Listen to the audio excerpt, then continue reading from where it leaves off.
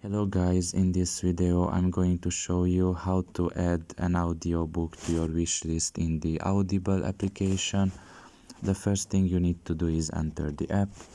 Once you are done with that and you are in the home page, you should look down below and select the third option there, which is Discover.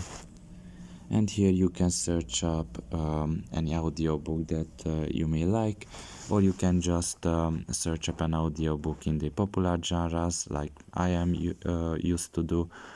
And for example, you like sci-fi and fantasy, you can just select that and you can see all the audiobooks in that genre, and you can just press on one of these, and if you scroll down you can see the add to wishlist option. You can press on it and you can see that it was added to your wishlist, because if you would click on it once again, you will remove it from your wishlist.